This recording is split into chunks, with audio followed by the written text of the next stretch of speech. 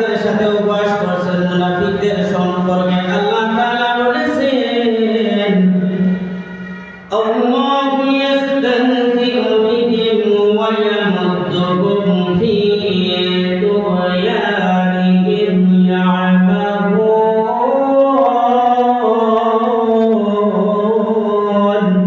আল্লাহু আকবার।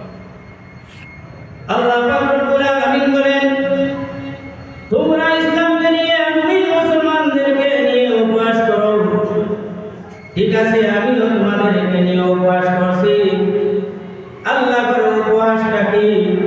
আল্লাহর উপবাসটা হলো এখন তিনি তাদেরকে খুব স্বচ্ছন্দে রাখবেন, এখন তাদেরকে কোনো শাস্তি দিবেন না। তারা এই সুখ দেখে মনে করবে আমরা খুবই ভালো আছি, এরপরের দিন আল্লাহ তাদেরকে চরমভাবে পাকড়াও করবেন।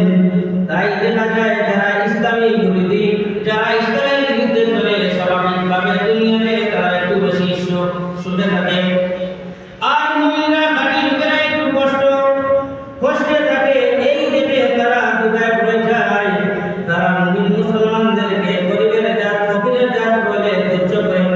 যেমন আমাদের দেশের একজন প্রফেসর বদরুল বলেছিলেন এই 1400 বছরের ধরে ইসলাম টিকে আছে ইতর শ্রেণীর লোকদের মধ্যে, জাতীয় লোকদের আল্লাহ পাক অবকাশ দেন যাতে তাদের অবাধ্যতার মাত্রা বাড়ে। এরপর আল্লাহ যখন পাকড়াও করবেন, চরমভাবে পাকড়াও করবেন, এসব লোকদের